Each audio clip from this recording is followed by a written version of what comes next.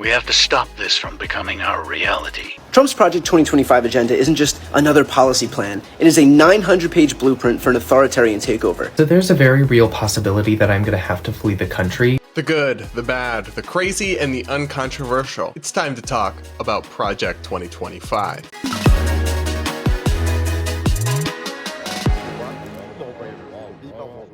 All right, guys, welcome back to the Brad vs. Everyone podcast. I'm Brad Polumbo, and I cover all the craziest things on the internet and in our politics from a center-right, independent perspective. If you're new here, please do consider subscribing and sticking around. And if you're a returning viewer, you know what I'm going to say. Don't forget to hit that like button and do comment with your thoughts as we go along. I do read the comments and I pick a few to respond to in every episode. Now today we're finally going to do an episode that you guys have been requesting in my DMs, in my comments like crazy. It's probably my most requested topic ever, but I wanted to take the time to do some heavy research on it because it's an extensive document, but yes, we are going to talk about Project 2025. This is the agenda put together by the conservative group, the Heritage Foundation, and a bunch of other coalition members that critics have basically called Christian fascist and warn that it will take us into authoritarian dystopia if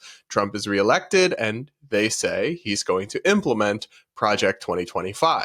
But is the agenda really as bad as they say? And is it really Trump's agenda at all? We're going to get into these questions, and my answers might surprise you. First, I want to just play a brief sampling for you guys of the TikTok discourse on Project 2025 so you can see the kind of content and panicked tone of it that I've just been coming up against for months now, ever since this thing really started to get mainstream media attention and buzz online.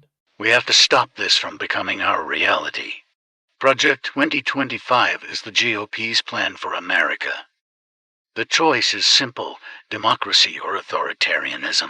Project 2025. You may have heard about it in the news, but I want to tell you about the dangerous reality of what it is. Trump's Project 2025 agenda isn't just another policy plan. It is a 900-page blueprint for an authoritarian takeover. So there's a very real possibility that I'm going to have to flee the country with my partner. And a lot of you might think that we're overreacting, but this is serious. It's because of Project 2025. Before you go vote in November, keep hope for our country alive, and check if you're totally comfy with Project 2025. Yeah, so people online are literally talking about fleeing the country because of Project 2025. Gay people seem to think their marriages will be reversed and overturned. Women think, at least some of them seem to think, that they'll be put into the Handmaid's Tale. It's pretty hyperbolic rhetoric, or maybe it's justified by the actual details of the plan. I don't know. I wanted to know. So that's why we're doing this episode. First, though, what is Project 2025? I wanted to find as close to an unbiased description of the project as exists. So I went to my friend Isaac Saul over at Tangle News, which I will link to and I really recommend you subscribe to. He does an amazing job of describing stories like, here are the facts, here's what the left is saying, here's what the right is saying, and here's my opinion. But he's very good about just stating things how they are for the facts portion. So I'm going to cite him a lot today, as well as an explainer by the BBC. And here's how Isaac broke down what exactly Project 2025 is. In the most simple terms, Project 2025 is a proposal for how the next president should navigate the administrative state when they come into office. It has 4 pillars: a set of policy proposals for the next administration, a database of personnel who could serve in that administration, a presidential administration academy designed to train that personnel, and a playbook of actions that the next president should take in their first 180 days in office. Now, mainstream Democrats keep referring to Project 2025 as Trump's Project 2025, but it's not actually something that he's put out. As Isaac explains, while many of the architects of Project 2025 served in the Trump administration, it is not a Trump-approved document or part of his campaign.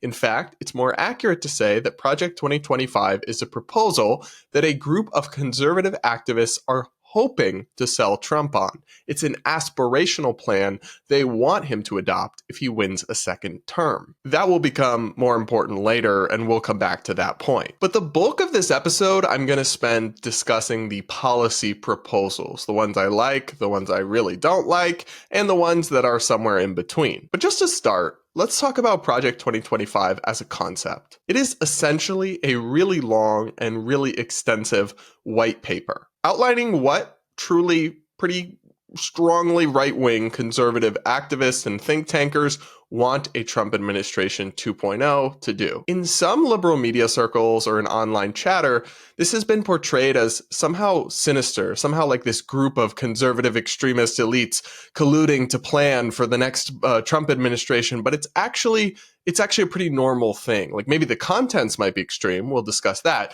but just the concept itself of activist groups and organizations coming up with plans for a president is completely normal. Happens all the time, left and right. Some of the other parts of this are perhaps kind of unique or new, but aren't really very sinister. For example, coming up with a database of personnel that Trump could appoint to politically appointed positions in a second Trump administration isn't something that's always been done, but it's happening because they had a hard time finding and appointing and filling people last time, frankly, and they might have a hard time doing so again. Critics portray this as stuffing the government full of Trump loyalists, but these are political appointees. They're supposed to be loyal, although I don't really like that word, to the president that appointed them in terms of fulfilling his agenda that he was elected by the people to enact. So I really don't see anything sinister about putting together a personnel database so you're ready to staff an administration on day one. It honestly just sounds efficient to me. In the same way, this training academy or whatever to get them ready to serve, I don't see anything sinister there. I just don't. Now let's get to the most controversial part, which is the many policy ideas outlined and prescribed in Project 2025. This part had me feeling like that GIF, that very viral GIF of Brittany Broski, the YouTuber and comedian who I personally do like, even though she's pretty woke, where she goes through basically every possible facial expression in like 3 seconds. No.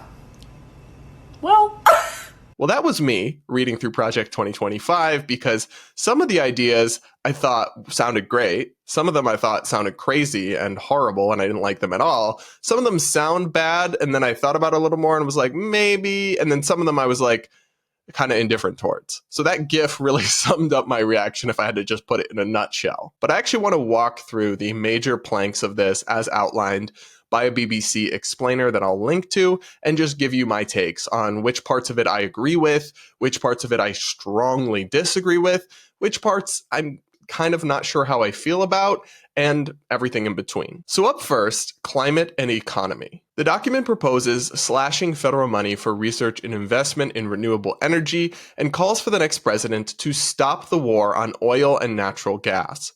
Carbon reduction goals would be replaced by efforts to increase energy production and energy security. I think this makes a lot of sense. I've criticized Trump in the past for saying that climate change is a Chinese hoax. It's not a hoax. It is a real thing. But hamstringing our energy sector isn't going to help. In fact, natural gas has allowed us to drastically reduce our carbon emissions because while it does pollute carbon, it's vastly, vastly less polluting than traditional coal production. And the climate subsidies, the trillions and trillions of dollars they've thrown into things like electric vehicle subsidies have turned out to mostly be taxpayer welfare for very affluent people. And they have turned into these massive multi-trillion-dollar boondoggles, wasting tons of taxpayer money, and their net impact on global warming is near zero. It's like nil. Meanwhile, over the last few years, Americans have struggled at times to afford gas and energy, and it's one of the most important things in our economy and in our life. So I think we should absolutely be getting the government out of the way and letting the market provide more of it here at a more affordable and efficient manner. Ultimately, stopping climate change will take things like the development of nuclear power. If throwing trillions of dollars of crony subsidies at electric vehicles or solar panels or whatever was going to solve this issue, it would have done so by now. Next, the paper sets out two competing visions on tariffs and is divided on whether the next president should try to boost free trade or raise barriers to imports. So Project 2025 basically punted on the debate over free trade that's happening in the GOP. Some people in the more Trumpy camp are more protectionist and want tariffs and barriers, and some people are more traditional free traders like Ronald Reagan. I'm definitely in the latter camp, but Project 2025 didn't didn't really actually take a position, so I'll just move on from that. But the economic advisors suggest that a second Trump administration should slash corporate and income taxes, abolish the Federal Reserve, and even return to a gold-backed currency. Now that's the part that had me a little hot under the collar, y'all. Woo! Obviously, I'm kidding, but there's a lot of good ideas in what I just read. We are paying way too much in income taxes, and our government is doing way too many things and constantly wasting so much of our money. And corporate taxes are disproportionately borne by workers, according to the vast bulk of economic research, through lower wages and lower pay and fewer jobs. Lowering corporate taxes boosts those workers' outcomes in the long run and makes our economy more competitive to attract businesses and lose less of them to offshoring. And the Federal Reserve has been an absolute disaster. It caused much of the inflation we've seen over the last few years by printing trillions of dollars out of thin air and just shoveling them into the economy. And then, of course, prices went up. I do have some concerns and skepticism about returning to a gold-backed currency, but a lot of things really did start going downhill with our money and our economy when we left the gold standard. On those questions, I at least think Project 2025 is directionally onto something. Up next, probably the most controversial part of Project 2025, abortion and family policies. As the BBC reports, Project 2025 does not call outright for a nationwide abortion ban.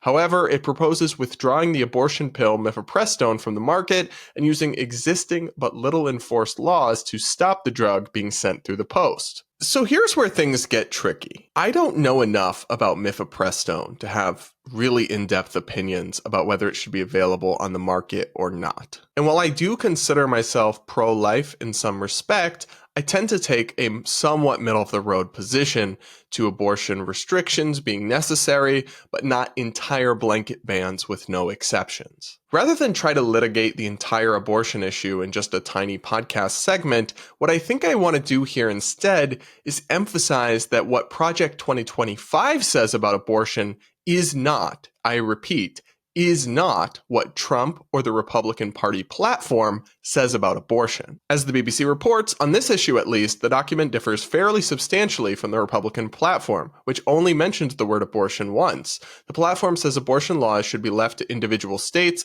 and that late-term abortions, which it does not define, should be banned. It adds that access to prenatal care, birth control, and in vitro fertilization, aka IVF, should be protected. The party platform makes no mention of cracking down on the distribution of mifepristone. So the party platform is a lot more reasonable and a lot more mainstream in its position on abortion than Project 2025. So I don't think it's fair for liberals, progressives, and Democratic politicians to take the most extreme ideas about abortion from Project 2025 and say, this is what Trump and Republicans will do, when Trump and Republicans put out their own actual platform and it says something very different. So wherever you come down on abortion, I would just encourage you to not assign the abortion ideas of Project 2025 to Trump or all Republicans when they have their own ideas that they've outlined that are much more close to where the American people are at. In the same way, Project 2025 suggests that the Department of Health and Human Services should, quote, maintain a biblically based, social science reinforced definition of marriage and family. People are interpreting this to mean opposing gay marriage, which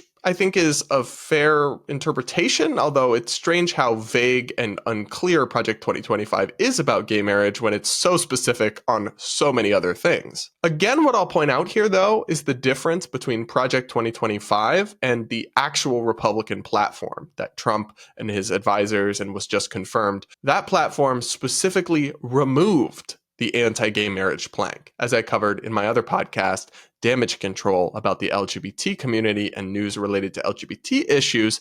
They removed that. Trump is on the record as supporting gay marriage. So to say that because Project 2025 implies that it is anti-gay marriage, Trump is going to overturn gay marriage doesn't make a lot of sense. That's not what he says in his actual platform. Could he be secretly lying and have a secret anti-gay agenda he's just hid for years? Maybe, but I think that's a pretty unlikely scenario. He's been pretty clear about being fine with gay marriage for almost a decade now. Now let's get to the part of Project 2025 I most strongly disagree with. As the BBC reports, under Project 2025, pornography would be banned, and tech and telecoms companies that allow access would be shut down. I know some of my conservative friends disagree with me on this, and that's okay, we can have the conversation. But I strongly disagree with the idea of banning pornography outright. Yes, I do think porn can be harmful, and I support efforts to keep porn out of the hands of kids, of course. But for me, it's a basic question of freedom in a free society. If two consenting adults want to turn on a camera in their bedroom or in a studio somewhere, and other adults somewhere else want to watch and see that content, it shouldn't be banned because somewhere down the street, another person's bolting up in their bed at night saying, "I object." You don't have to watch it. You don't have to make it. You don't have to participate in it. You can advocate against it. But in a free society, I think something like porn is within the bounds of what people are free to do. I also think there's a huge First Amendment problem with banning pornography. Yes, First Amendment law does have a long tradition of not including obscenity, but obscenity doesn't mean all pornography. It's a very specific, narrow category that includes the most extreme kinds of pornography. Generally speaking, some pornographic content has artistic and expression value. I mean, Game of Thrones is literally porn, especially in the early seasons. It's also an amazing piece of art until the last season where they ruined it. Are we gonna ban Game of Thrones? Is HBO gonna be shut down? That would be clearly unconstitutional under the First Amendment. Now, clearly, not all or even most porn actually has artistic value, but that line is hard to draw, and I don't trust government to draw it. The other thing we have to discuss when it comes to banning porn is black markets. The porn industry is shady and gross in a lot of ways. But if you're concerned about how people are treated in the porn industry, well, I have bad news for you. Banning porn would make that much worse. Because the demand for pornography isn't going anywhere, guys. So there would be a black market for it. And the people involved in the production of pornography might face some pretty terrible stuff now, but trust me, it'd be much worse in a black market that's totally unregulated and under the table. So while I certainly understand why conservatives and Republicans are really bothered by the promulgation of modern pornography, I completely oppose any attempt or proposal to ban it. Now again here, this is not something Trump has ever signed on to. And frankly, I find it impossible to imagine that he ever would. Trump, shall we say, seems to me like the kind of guy who might enjoy some of this content. And he has never indicated that he wants to do any sort of nationwide ban on pornography. More from Project 2025's education section, the document calls for school choice and parental controls over schools, and takes aim at what it calls woke propaganda. All right. Sounds base to me. I've long been a supporter of school choice because I think competition breeds efficiency, and monopoly systems where you only have one option breeds inefficiency and bad outcomes. And I share the concern about woke indoctrination being pushed in public schools. On my channel, I've played video after video of preschool teachers teaching about non-binary pronouns and other stuff that's clearly inappropriate and a massive overstep. So that part of it makes sense to me. Next, Project 2025 proposes to eliminate a long list of terms from all laws and federal regulations, including sexual orientation, gender equality, abortion, and reproductive rights. That doesn't make any sense to me. Many of our laws do touch on these topics, so not having the words used in them doesn't make sense. I can understand why they would want to say abortion instead of reproductive rights, or if they're trying to make the language more factual and less euphemistic. But to remove these terms entirely from federal laws or statutes, that makes no sense to me, and I'm kind of puzzled by that part of it. Project 2025 also aims to end DEI programs, diversity, equity, and inclusion programs in schools and government departments as part of what it describes as a wider crackdown on woke ideology. Based. We don't need DEI, we need equality and non-discrimination. Taxpayer dollars should not be used to fund such divisive, identitarian, and frankly often discriminatory nonsense as we've seen in many of these DEI departments and movements. The other thing that's getting a lot of buzz is Project 2025 calling to abolish the Department of Education, the federal regulatory agency that oversees education. This might sound extreme at first glance, but actually isn't. First and foremost, there's actually nothing in the Constitution authorizing the federal government to have a Department of Education and regulate education in the states. And the current U.S. Department of Education didn't even exist in its current form until 1980. So it's not like this is some institution that's been around for centuries that we heavily rely on. Getting rid of the Department of Education federally doesn't mean no regulation of education or all funding for education goes away or anything like that. In fact, even Project 2025 says that about 10% of its duties and responsibilities will be reassigned to other agencies. So the most important stuff will still get done. It's all the endless bureaucracy and nanny state rulemaking and all that stuff that will be scrapped, and rightly so. Instead, it will be sent back to the states. Every state has a Department of Education, and it will be up to them to run the schools in their state. That's a much better system because then they can try different things. We can see what works and what doesn't. States that have really great schools will thrive and gain population. States where their state Department of Education is doing poorly and their schools are struggling might lose people or might have to change their ways. It will be a much better, more competitive system. Anyway, getting rid of the Department of Education isn't really some crazy extreme idea the way that they make it sound. It's an incredibly mainstream conservative belief that wouldn't be as radical a change as you might think. The actual funding and provision of education mostly happens at a state and local level anyway, guys. The federal department is just a lot of red tape and bureaucracy. Up next, there's what Project 2025 has to say about immigration. First and foremost, as the BBC writes, there's increased funding for a wall on the US-Mexico border, one of Trump's signature proposals from 2016. So I'm completely supportive of securing the border. We need to know who's coming into our country and whether they should be allowed or not, and we need to stop the flow of dangerous drugs like fentanyl. I'm not necessarily convinced that building a physical wall is the most cost-effective way to do that, especially because a good amount of illegal immigration happens due to things like visa overstays. But yeah, I mean, building the wall is not a new idea. It's been around since 2015 when Trump announced his first presidential run, and so it's not shocking to see that in this document, nor would I be horrified to see it done. I just think it could perhaps be done securing the border in a more cost-effective manner. Now, Project 2025 also proposes dismantling the Department of Homeland Security and combining it with other immigration enforcement units in other agencies, creating a much larger and more powerful border policing operation. So again, abolishing the Department of Homeland Security might sound super radical, but it's only existed since 2002, guys. And the core functions under Project 2025's proposal would be absorbed into other agencies, just cutting down on bureaucracy and bloat. They're proposing this all in hopes of creating a stronger border policing force, which again, securing the border is something I support. Now, the part of Project 2025, and this is actually echoed in Trump's rhetoric and in his platform to some extent, that I do strongly disagree with on immigration, is their antipathy towards legal immigration. They do want to restrict and decrease the amount of people we are allowing to legally come to this country. I think that's entirely backwards.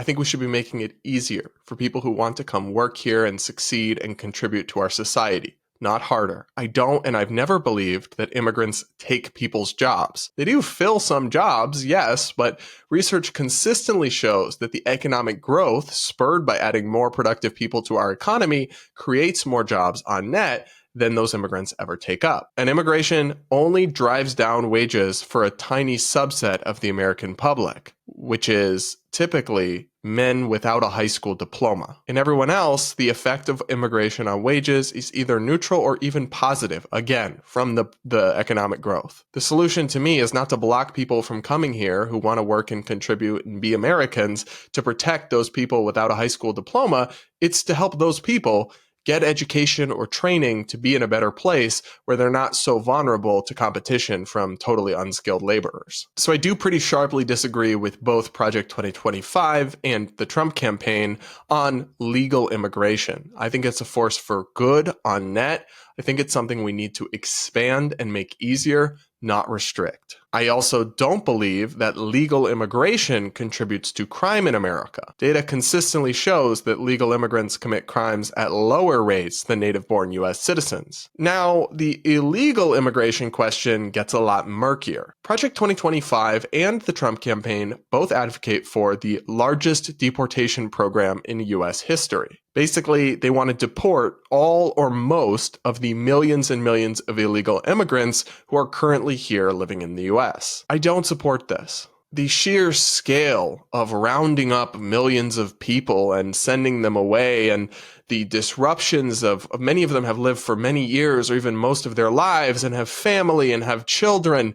Many of them are workers that companies would be screwed without them. I just think the disruptive scale of that isn't being nearly discussed or appreciated enough by Republicans. What I think we need to do is secure the border, stop the flow of illegal immigration, and then, for the people that are here, deport anybody who has committed another form of crime, especially any violent crime, or welfare fraud or anything like that. And then for the 10 plus million that remain, we need to figure out some way of getting them on a pathway to legal status. Not citizenship, but legal status. Even many of those illegal immigrants are hardworking, good people who do not need to be removed from our country. So yeah, the immigration part of Project 2025 is staunchly conservative, and I have a more moderate view on the issue that I think is closer to where many Americans are. But I will say that on immigration, Trump and Project 2025 do seem pretty closely aligned. So I think it's somewhat fair to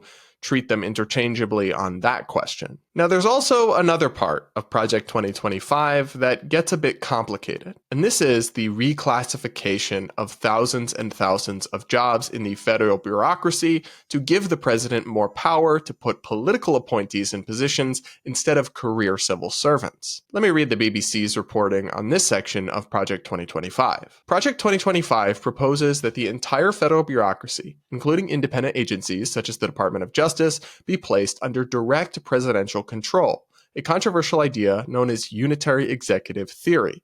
In practice, that would streamline decision-making, allowing the president to directly implement policies in a number of areas.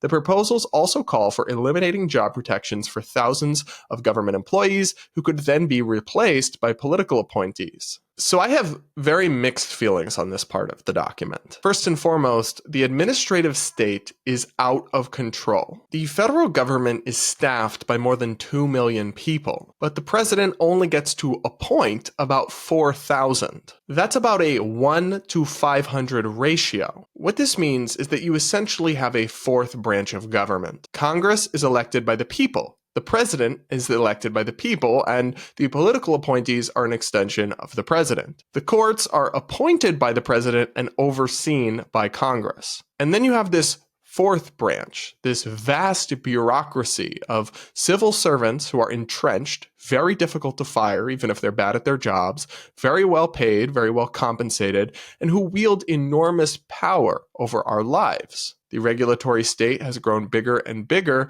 and the actual power they wield is astonishing on everything from regulating minor industries to personal rights and liberties to everything. I mean, we saw the CDC unilaterally commandeer the entire nationwide rental market during COVID with the eviction moratorium. The power these people have is sweeping. And the vast, vast majority of people running this are not elected, are not appointed by the president. Essentially, they're a branch of government that doesn't answer to the people in any way. That's bizarre. That's undemocratic. That's authoritarian. That's not how our system is supposed to work. Now, you don't want the entire government, federal government, being just full of political appointees. You don't want all the positions in all the departments being all fired every 4 years when the presidency changes hands. You want some continuity, and not all of the jobs are really particularly political or ideological. But if the point of Project 2025's proposals is to move the needle back in the direction of presidents having more control over the bureaucracy, and thus the people having more control over the bureaucracy, then at least directionally, I support that. The problem you had during the first Trump administration, and the problem you have in a future Trump administration is that the average federal bureaucrat is very much a liberal Democrat. They very much have the politics of an Elizabeth Warren in many cases. So this vast bureaucracy is essentially a massive impediment to actually implementing the agenda that the people elect you to implement if you're a Republican. If you're a Democrat and you get elected, most of the bureaucrats are on your side ideologically. They're on your team. So it creates this vast, deep state, yes, it's fair to call it that works against your interests and sabotages your agenda if you're a Republican and you're trying to enact things, and makes it much harder to actually govern. But if you're a Democrat, most of them are on board and things move a lot quicker. That is a problem.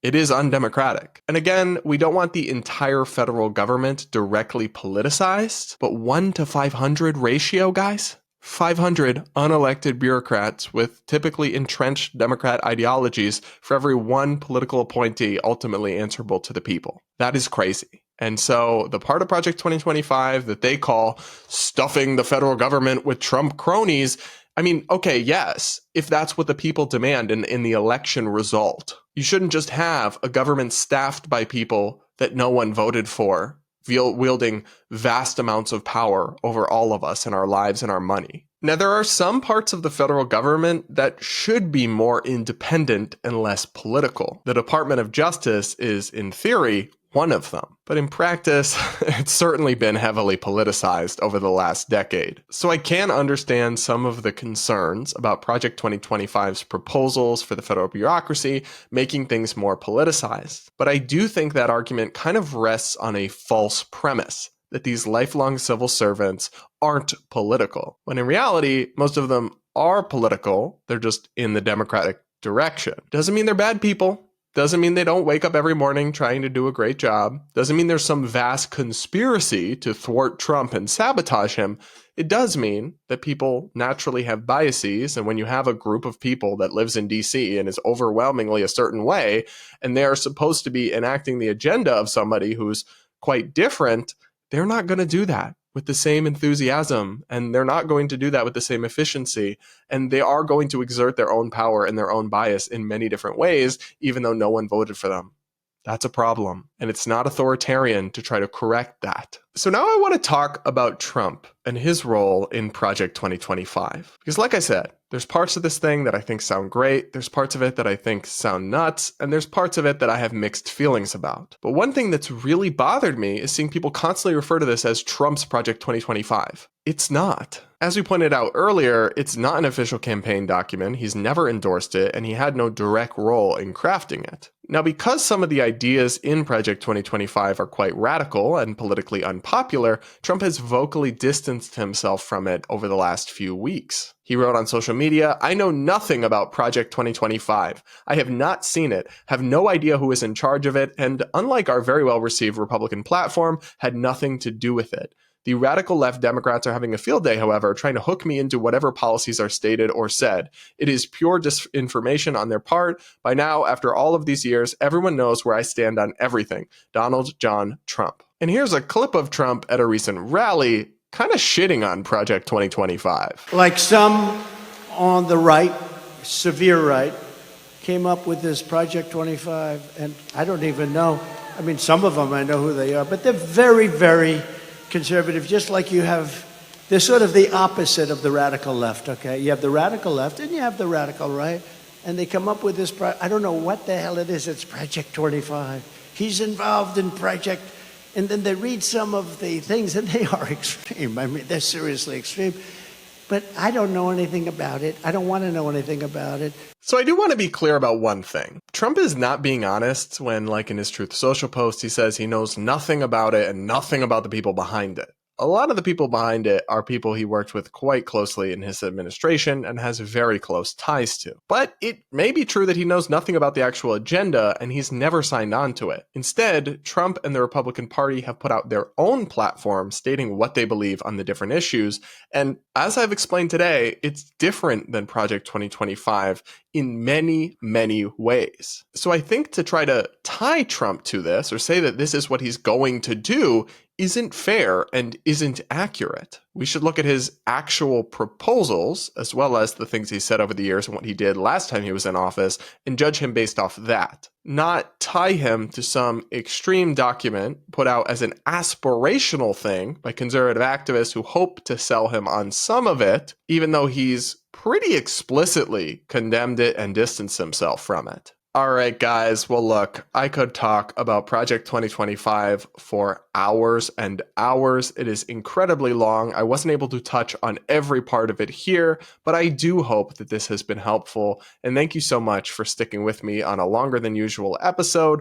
We are going to skip the TikTok reactions and the comments for today because we've already ran way over time. Anyway, make sure you're subscribed if you aren't yet. Don't forget to hit that like button. Do comment and let me know what you thought of my breakdown. And we'll talk again tomorrow.